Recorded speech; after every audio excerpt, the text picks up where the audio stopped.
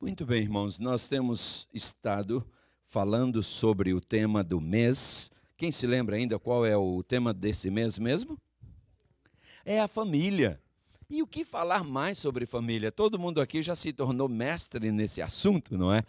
Mas vejamos o que poderemos ainda abordar da família nos momentos que temos à nossa disposição. Efésios capítulo 5, versículo 28, a segunda metade do verso é uma das mensagens mais belas que nós encontramos nas Escrituras. Efésios capítulo 5, versículo 28, na segunda metade do versículo, ou na parte final do versículo, diz algo aqui extremamente importante. Efésios 5, verso 28, na segunda metade do verso, ou na penúltima linha. O que diz aí, depois do penúltimo ponto, né? Que o último é o ponto final. O que diz aí? Quem ama? Quem ama a esposa, a si mesmo se ama. Que coisa linda, não é verdade? Uma linda e solene cerimônia nupcial estava em andamento e finalmente chegou o momento em que o pastor ia pronunciar a bênção sobre o casal. Estão pensando que é o mesmo de sábado? Não, esse não é. Na hora que os noivos se ajoelharam para a bênção, a igreja estava naquele clima bem solene, bem reverente, mas na hora que os noivos se ajoelharam perante o altar, toda a igreja explodiu num riso. E o pastor estranhou, mas o que é que há de engraçado em alguém se ajoelhar? E, de repente, todos olhavam para a sola do sapato do noivo, e o pastor deu uma olhadinha e aí ele entendeu o porquê do riso. Alguém havia escrito na sola do sapato, de cada sapato estava escrito, socorro, socorro. E por isso todos estavam rindo. Na verdade, queridos, essa cerimônia pode ter parecido uma brincadeira, talvez até de mau gosto pelo ambiente, mas a verdade é que todo lar, toda família tem um pedido de socorro. A irmã Elza falava há pouco, né, de como o inimigo ataca as nossas famílias, e é uma verdade. Há um grito de socorro subindo aos céus de toda a família. Queridos, para os senhores terem uma ideia, o casamento está se desintegrando em taxas alarmantes no mundo inteiro.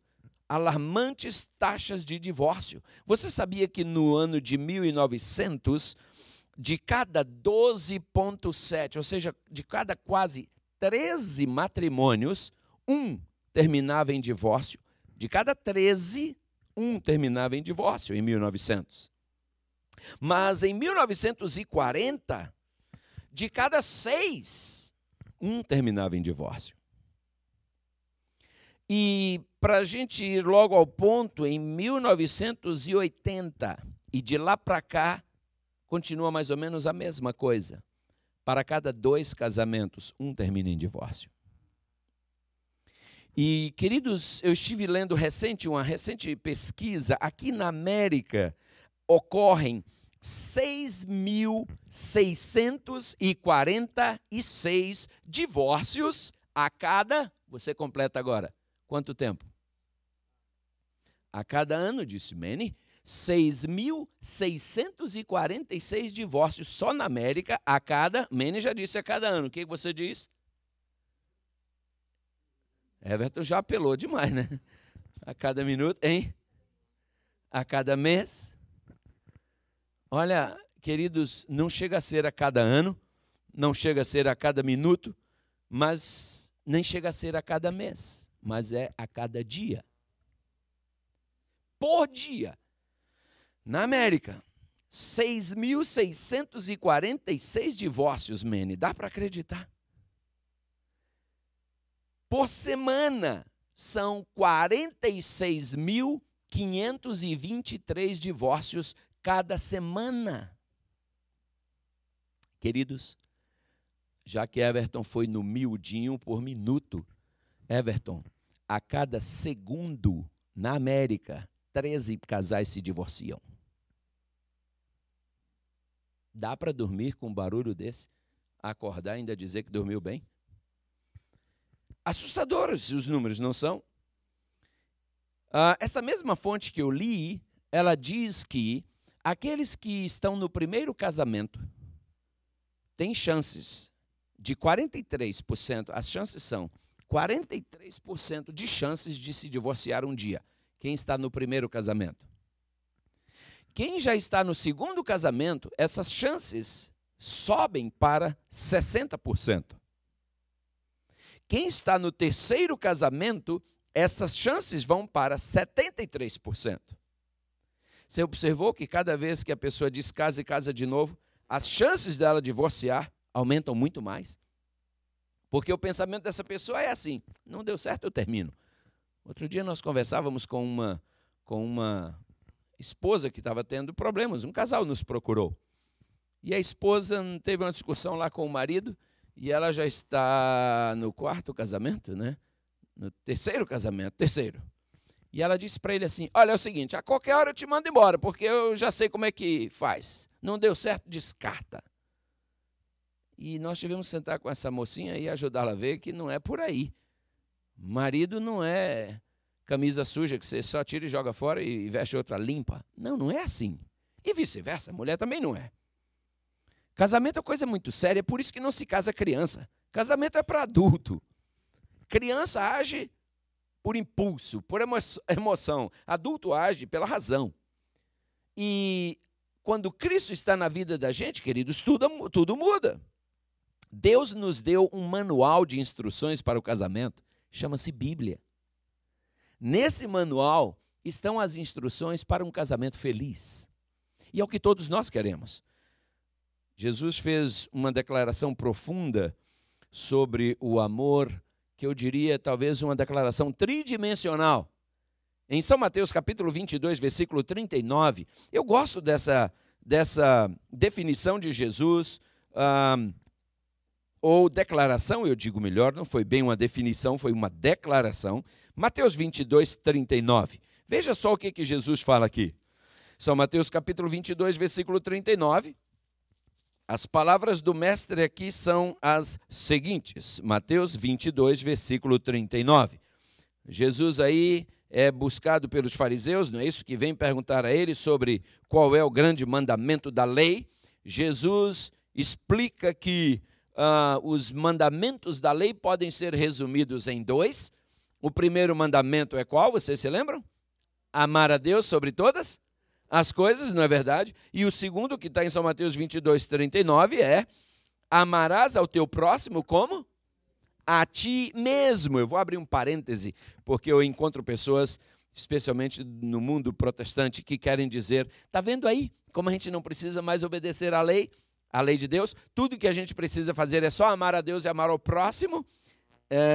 Bom, para esses que assim pensam, eu recomendaria a leitura do versículo, logo abaixo, o versículo 40, que diz que destes dois mandamentos depende toda a lei e os profetas. Jesus não estava anulando a lei, substituindo-a por dois mandamentos. Jesus estava resumindo a lei. Porque o primeiro mandamento, amar a Deus sobre todas as coisas, está implícito nos 4 primeiros mandamentos. Não é isso? Quem guarda os 4 primeiros mandamentos ama a Deus sobre todas as coisas. Todos esses 4 mandamentos têm a ver com a sua relação com Deus. Do 5º ao 10º tem a ver com sua relação com o próximo. Por isso, quem ama a Deus sobre todas as coisas, guarda os primeiros 4 mandamentos. Quem ama o próximo como a si mesmo, guarda os outros 6. Fecho o parêntese e volto ao tema de hoje à noite. Notem, Jesus diz que o segundo mandamento, então, é amar ao próximo como a quem? Como a quem? Como a ti mesmo. Minha pergunta é: você se ama? Não precisa responder, só pense. Você se ama? Não responda, só pense. Quando você se olha no espelho, você gosta do que vê? Quanta gente se olha no espelho e fica se comparando com alguém e aí não gosta do que vê?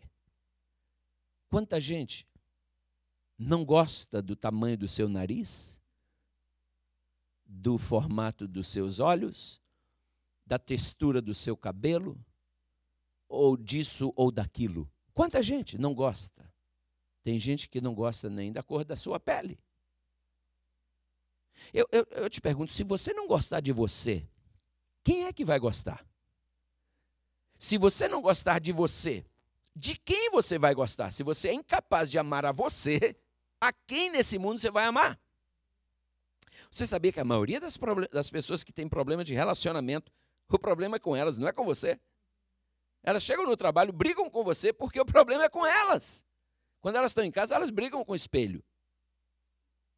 E você é tentado ou tentada a pensar que você é o problema. E você fica até triste. Mas não, ore por essa pessoa. O problema é ela.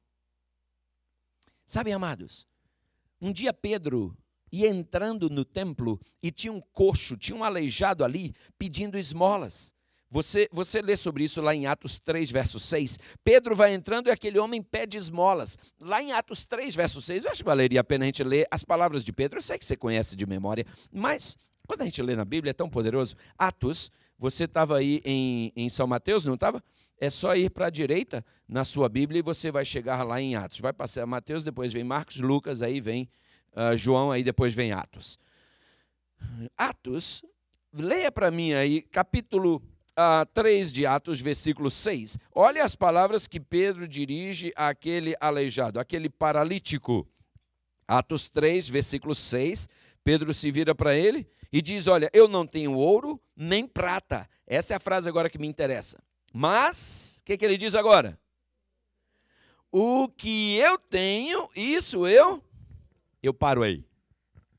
Mas o que eu tenho, isso eu... Fabiana, a gente só dá o que a gente tem. Quem tem coisa boa, vai dar coisa boa. Quem tem coisa ruim, vai dar coisa ruim. Por isso, aquele seu chefe de trabalho, aquele seu colega de escola, aquele seu marido ou sua mulher, que às vezes te dá coisa ruim, é o que, no momento pelo menos, ele ou ela tem no coração. Então tenha piedade dele, tenha piedade dela. Porque está dando o que tem. Ore por ele, ore por ela. Porque se você ficar zangado com ele ou com ela, você ainda piorou mais a situação. Eu sei que é fácil falar isso quando tudo está calmo, mas na hora a gente tem que lembrar disso. Coitado, está dando o que tem, só tem isso para dar. Quantas vezes em casa, nas nossas relações, queridos, nós soltamos farpas, não é verdade? Por quê? É o que a gente tem. Nós falamos sábado aqui algo que eu sei que pode ter chocado alguns quando nós dissemos, quando nós nos permitimos ficar irados, nós ficamos temporariamente possessos pelo demônio. Você já viu uma pessoa irada? Você já olhou na cara dela? O olho? Tem gente que chega a espumar pelo canto da boca. As características de uma pessoa possessa. E depois que passa aquela possessão, ela diz assim, eu falei isso? Falou. Ah, não, falou. Ah, mas não era o que eu queria dizer. Mas quem falou por você falou foi isso. E você se deixou usar. É duro, não é? É muito duro. Por isso, queridos, a gente tem que se vigiar todo o tempo. Sabe por quê? Às vezes a gente mete o pregão na parede e depois, não era aí que eu queria esse prego. A gente arranca o prego, mas o que a gente não consegue arrancar? O buraco. Sabe? Às vezes a gente chega e detona o cônjuge. E depois, me perdoa, não era bem isso que eu queria falar. Arranquei o prego, mas o que ficou lá? Ficou o buraco. E a gente tem que tomar muito cuidado, queridos, para a gente não bater o prego. Sabe, Jesus Cristo foi claro, lá em São Lucas 6,45, lá ele diz assim, que o homem bom, do bom tesouro do seu coração, tira o bem. E o homem mau, do mau tesouro do seu coração, tira o mal. Isso é o que Jesus fala, queridos, e ele diz, porque da abundância do seu coração fala a boca. Então, nossa boca, queridos, é apenas o termômetro do nosso coração. Ela apenas revela o que é que está lá dentro. Se eu tiver motivos para não amar a mim mesmo, como eu poderei amar ao meu cônjuge? Se eu não possuo uma autoestima saudável. Como é que eu vou gostar de mim? Você sabe o que é autoestima, não sabe? Autoestima é como você se vê. É o que é que você pensa a seu respeito. É sua autoestima. Algumas pessoas têm uma super autoestima. Ou seja, eles dão autógrafos para eles mesmos. A pessoa que tem uma super autoestima, ela tira foto dela mesma e depois dá um autógrafo no verso da foto. E se ama demais. Aí é um perigo. A pessoa que tem uma baixa autoestima, ela tira uma foto e nem sai na foto, de tão baixa autoestima que ela tem. Entende? De tão negativa. Eu uma vez me lembro quando eu li uma experiência do indivíduo que chegou, primeira locomotiva tinha sido construída e estava em cima dos trilhos para fazer a sua primeira viagem, a viagem inaugural. E aquele indivíduo chegou no meio da multidão e olhou aquela monstruosidade e disse: isso aí, com todo esse peso, nunca vai andar. E a pessoa do lado disse: espere e você verá. E de repente botaram fogo na caldeira e ela começou a fazer, né, o vapor e começou.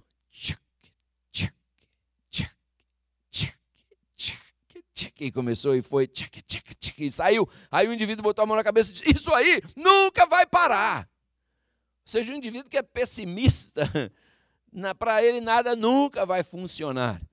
A verdade, queridos, é que a gente precisa ter uma saudável autoestima. Um casamento bem-sucedido não começa com encontrar a pessoa certa, como a gente falou aqui no sábado, mas começa com ser a pessoa certa. Portanto, o primeiro segredo para se ter um casamento feliz é você ser a pessoa certa. E para você ser a pessoa certa, você tem que começar por amar a si mesmo, amar a si mesma. Você tem que gostar de você.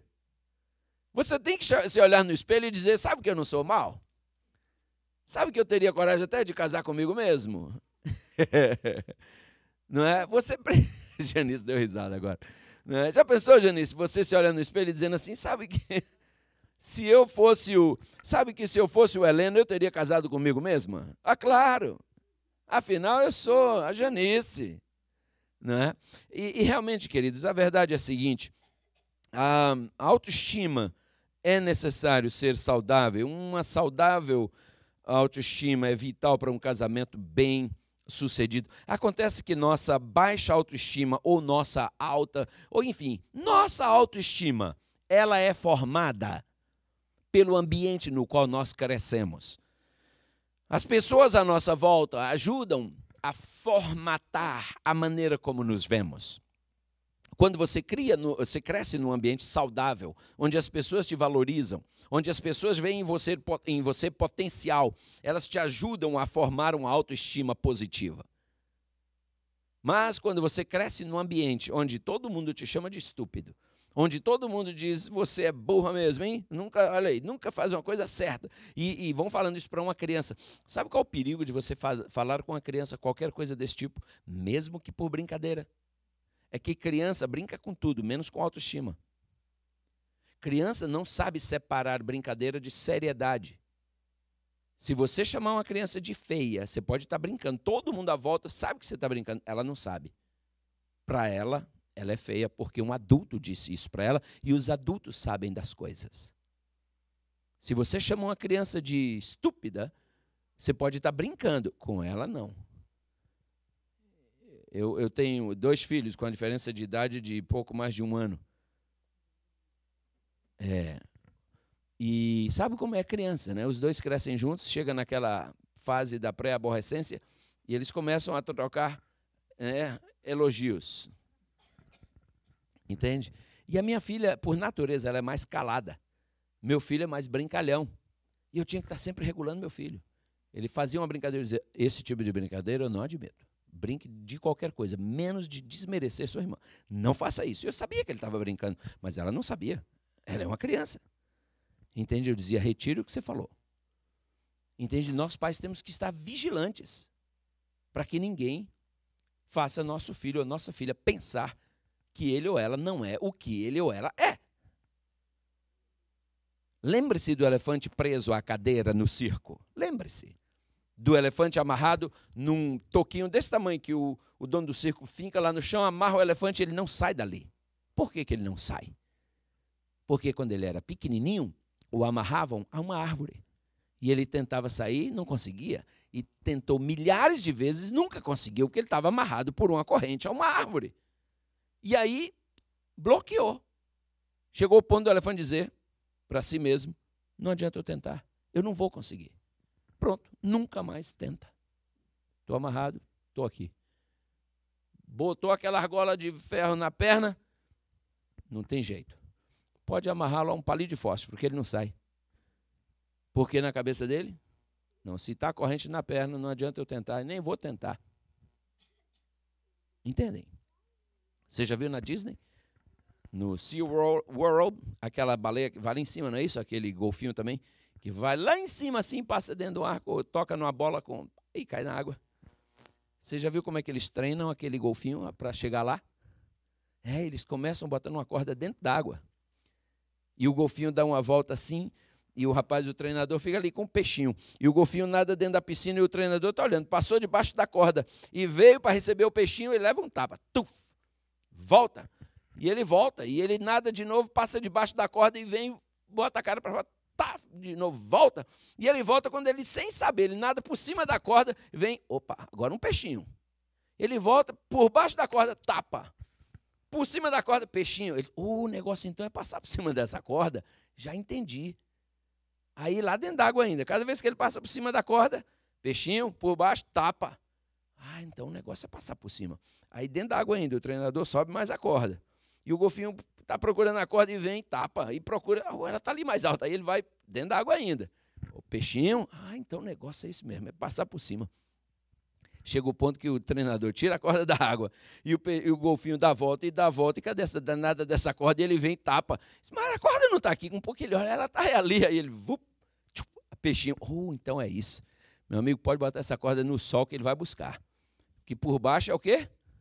Tapa. Por cima é peixe, então eu tenho que passar por cima. Sabe? E vai fazendo a cabeça. E assim é com os animais, assim é com o ser humano. Dependendo do reforço, tem a resposta. Então, é necessário que nós demos o peixinho na hora do acerto e a reprovação na hora do erro. Mas cuidado para você não passar a mensagem errada. Cuidado para você não ferir. Eu não sei quantos aqui já entraram naqueles, antigamente, né, pelo menos tinha aquelas salas de espelhos, não é isso que a gente entra? E numa sala de espelho você, né, fica baixinho, gordão, não é isso? Você entra numa outra, seu corpo já fica esticado igual uma girafa, e cada espelho, dependendo da posição do espelho, sua imagem distorce completamente. Sabem que nossa vida é assim. As pessoas à volta das quais, no meio das quais estivemos, as pessoas estiveram à nossa volta, elas são esses espelhos que vão formatando nosso desenvolvimento e vão distorcendo, às vezes, a imagem que temos de nós mesmos. Queridos, para que nós tenhamos uma autoestima saudável, é importante nós perguntarmos a nós mesmos, para a gente resolver, especialmente se você tem um problema de baixa autoestima, pergunte-se a si mesmo, por quê? Sim, por que é que eu estou desse jeito? Por que é que eu me sinto assim? Quando você estiver para baixo, todo mundo tem seus dias. De baixo, tem dia que está para cima. Está para baixo? Pare e pergunte, o que aconteceu? Pode ser que você se surpreenda. Ou essa noite eu não dormi bem. Ou dá uma razão para você estar para baixo. Olha, eu comi e aquela comida não me fez bem. Eu não estou me sentindo bem desde a hora que eu comi aquele negócio. Está um motivo aí que pode estar afetando o seu humor. Entende? Eu estou na fase da menopausa. Quem sabe é isso? Checa com seu médico e bem possível. Eu tive uma menstruação muito forte esse mês. Eu estou agora anêmica. Pode ser isso aí. Já faz muito tempo que eu não checo a minha tireoide. Pode ser aí. Entende? Comece a se perguntar. O que está errado comigo? Não comece a perguntar ao seu cônjuge o que está errado com ela, não. Porque nossa primeira reação não é essa. Quando eu não estou bem, eu começo a achar que o problema é todo mundo à minha volta. Eu estou bem, você é que é errado. Você é a errada. Sabe? O salmista, queridos, nos dá esse exemplo. Veja, por exemplo, no Salmos 43, versículo 5. Olha só o que a gente encontra aí. Salmos 43, versículo 5. Veja o que diz aí. Salmos 43, verso 5.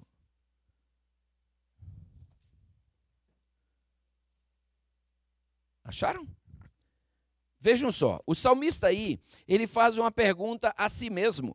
O salmista seguramente não estava no seu melhor dia e ele faz uma pergunta aos seus botões, não é isso? À sua própria alma. Ele pergunta o quê? A sua pergunta é: por quê? Por que estás abatida, ó minha alma? E por que te perturbas dentro de mim? Espera em Deus, pois ainda o louvarei. Ele é a salvação da minha face e Deus meu. Não é maravilhoso, queridos? Então pergunte-se a si mesmo, a si mesma: o que está errado comigo? Por que estás abatida, ó minha alma? Por que eu estou me sentindo desse jeito? Tente descobrir a causa. Pode ser que o problema seja até mais profundo. Pode ser que alguém tenha feito com você alguma coisa que deu clique num problema que você carrega da infância. Eu acho que eu já contei aos senhores aqui, quando eu estava fazendo a matéria de psicologia pastoral e familiar na minha classe de mestrado, o meu professor é um dos grandes psicólogos clínicos dessa nação. E esse professor, ele contou na classe uma experiência que ele teve quando ele disse que viajando para dar palestra num dos estados aqui desse país, ele sentou-se ao lado de um empresário muito rico de Nova York. E os dois começaram a conversar, e aquele empresário perguntou o que ele fazia, ele explicou, e os dois finalmente trocaram cartões, e ele disse que um dia ele estava no seu consultório e, de repente, aquele empresário ligou de Nova York e disse assim: eu preciso, doutor, que o senhor venha a Nova York o mais rápido possível. Diga-me se o senhor pode vir hoje ou amanhã, eu vou fazer as reservas de avião e hotel e tudo, papá. E aí, bom, ele foi a Nova York. Chegou lá, esse empresário disse: olha, o meu filho se casou recentemente e fazem meses que estão casados, e ele me confessou, ele me confiou um segredo. Ele disse que ele e a esposa estão tendo um sério problema de relacionamento. E ela foi a primeira namorada dele. Ele foi o primeiro namorado dela. E tudo estava às mil maravilhas, até o dia do casamento.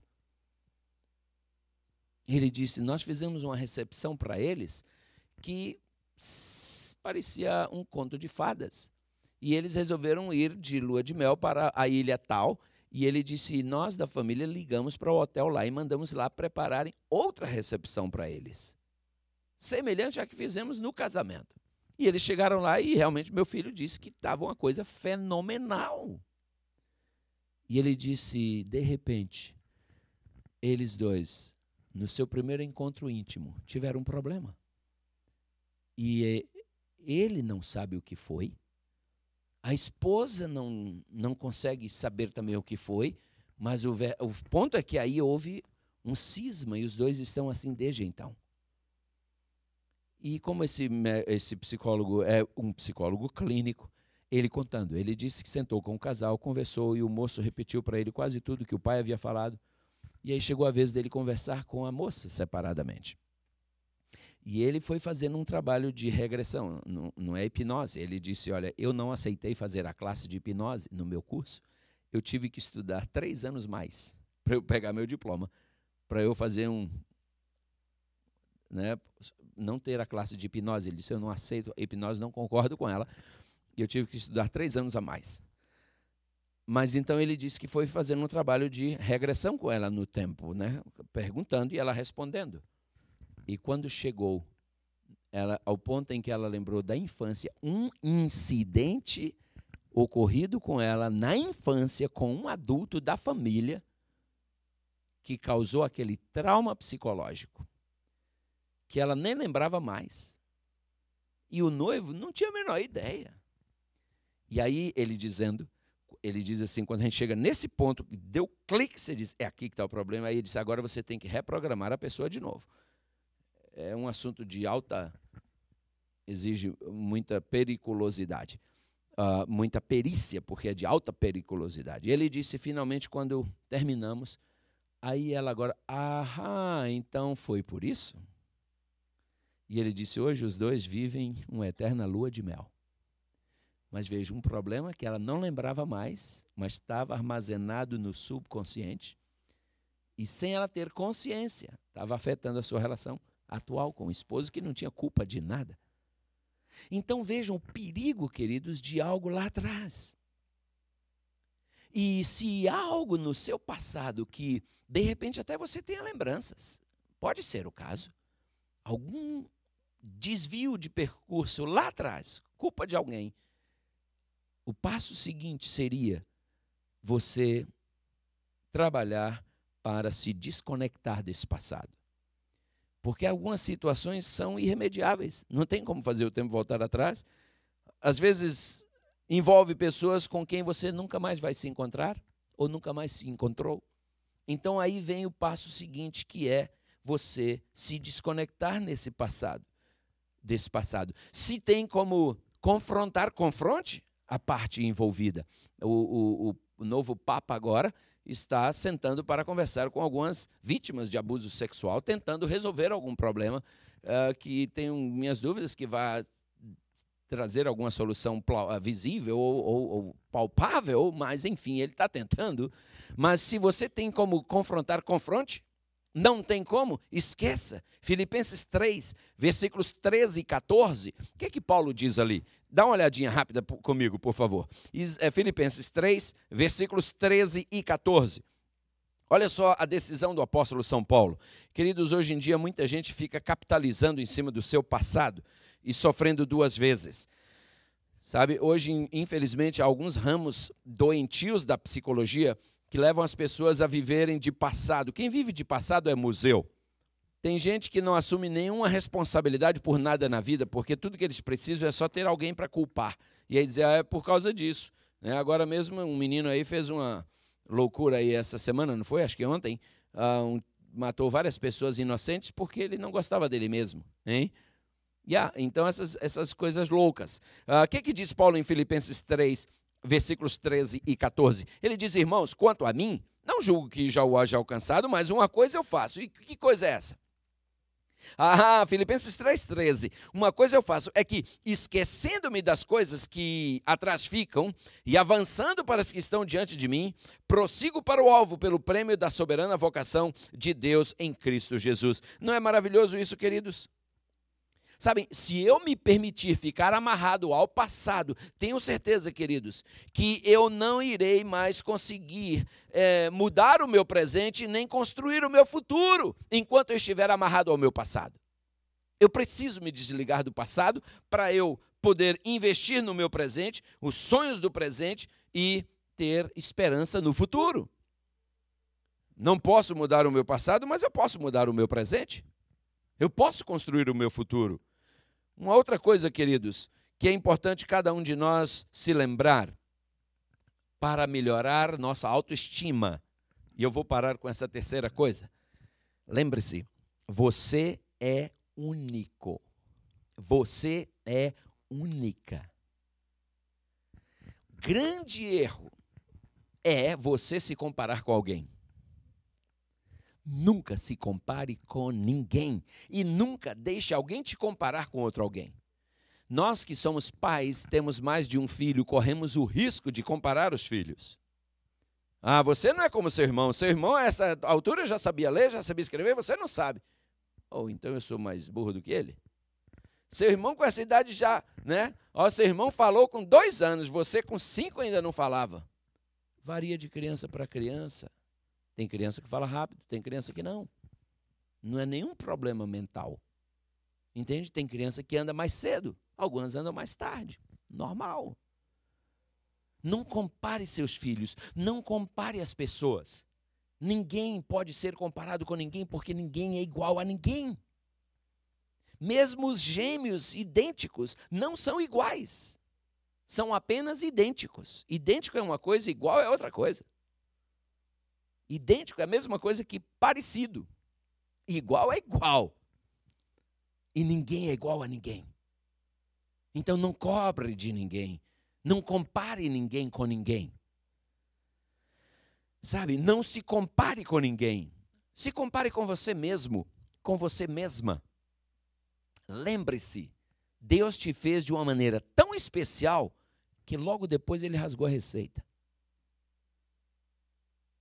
Eu já falei um pensamento assim para minha namorada quando eu estava namorando, precisando marcar aqueles pontos iniciais. Não é isso? Eu disse um dia para ela, dentre as garotas do mundo, tu és a mais bela e perfeita. Pois Deus te fez sorrindo e depois rasgou a receita.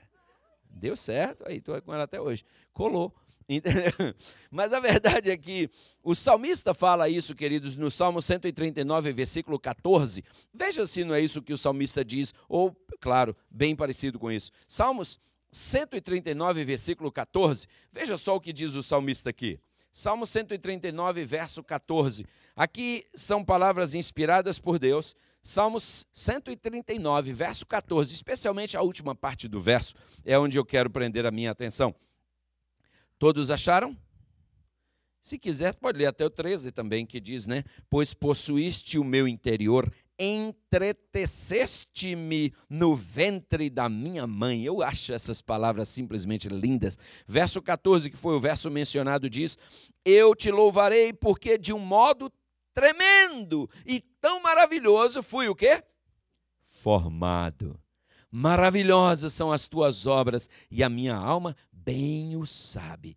Queridos, o salmista tinha essa convicção que Deus o fez de maneira maravilhosa, de maneira tremenda. O profeta Jeremias, ele diz assim, antes que Deus falando para o profeta Jeremias, no capítulo 1 de Jeremias, verso 5, Deus diz assim, antes que eu te formasse no ventre, eu te conheci. E antes que saísses da madre, te santifiquei e às nações te dei por profeta. Ah, queridos, Deus nos forma lá no ventre da nossa mãe. Cada pecinha ele monta com um carinho especial, com um cuidado especial. Você tem características únicas. Não há no planeta ninguém como você. Isso é suficiente para você se sentir especial. Um planeta Terra que possui 7 bilhões de pessoas. Nenhum é igual. É fantástico. Deus teve esse cuidado, esse carinho de fazer você e eu, não numa linha de montagem manufaturada, né? Aquele produto de artista, de artesão, um por um. Ele cuida. Oh, queridos, nós somos tão limitados que nós ficamos, será que? Não, é assim. Só porque eu não consigo, não quer dizer que o meu Deus não consiga. Eu tenho que terminar, queridos, mas eu quero lembrar uma coisa. O profeta Isaías também, no capítulo 43, versículo 4 do livro que leva o seu nome, ele diz, visto que foste precioso aos meus olhos, eu te amei. Ó, queridos, uma vez que você é tão especial, Deus te ama. Sabe,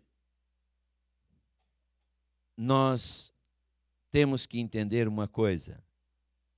O nosso maravilhoso Deus nos ama e nos fez da maneira como Ele nos fez, porque há um propósito para nós alcançarmos, que somente alguém com nossas qualidades e qualificações pode, dentro da sua igreja. Ele tem uma tarefa para você, que só você pode preencher, só você pode cumprir, ninguém mais. No seu matrimônio, lembre-se, o terreno à frente do Calvário continua sendo plano. Nivele-se com a sua esposa, com seus filhos, nesse terreno. As relações vão ficar tão fáceis quando nós estivermos olhando um para o outro no mesmo nível. A psicologia fala da comunicação adulto-criança. A psicologia fala da comunicação criança-adulto. A psicologia fala da comunicação criança-criança, adulto-adulto. Quantas vezes nas nossas relações nós tratamos o nosso cônjuge na relação adulto-criança? Nós somos o adulto, ele é uma criança. Alguns casais se tratam na relação criança-criança, especialmente quando estão brigando. Entende? Por que não subirmos ao nível adulto-adulto? Vamos olhar um no olho do outro com o nível de respeito que Deus espera que a gente tenha. Vamos nos lembrar de que tudo quanto fizestes a um desses meus pequeninos, Jesus disse, a mim o fizestes. Cada palavra de agressão não é contra ela, é contra Deus. E eu vou ter que dar contas. Então vamos nos tratar, queridos, porque na Bíblia, assim, em Efésios, quando Paulo fala no capítulo 5, ele manda as mulheres serem sujeitas a seus maridos. Eu sei que as mulheres se arrepiam quando leem aquilo. Ser submissa a esse marido aí? Não, não é esse aí não. A Bíblia diz assim, mulheres, sede sujeitas aos vossos maridos como ao Senhor. Então esse marido ali tem que assumir a posição semelhante ao Senhor. E aí Deus vira para esse marido e diz, agora você ame sua mulher da mesma maneira como Cristo amou a sua igreja. Sabe por quê? Olha, quem ama sua mulher ama-se a si mesmo, viu? Foi o texto que nós lemos no início, estão lembrados? Agora eu pergunto, qual a mulher que teria dificuldade de sujeitar-se, ser submissa a um marido que a ame do mesmo jeito que Jesus amou a igreja? Duvido. Nenhuma mulher teria problema. Que Deus nos ajude a ter esse nível de relação em casa. E em assim sendo, nós estaremos transformando o nosso céu numa pequena amostra, o nosso lar, numa pequena amostra do céu. Nossos filhinhos estarão ansiosos para se casar um dia, porque eles verão que casamento é coisa boa demais. Estarão loucos para conhecer o Pai do céu, porque no seu Pai aqui na terra ele já tem um exemplo fantástico. Estarão ansiosos pelo céu, porque será uma ampliação do que eles têm em casa. Que assim seja. Amém.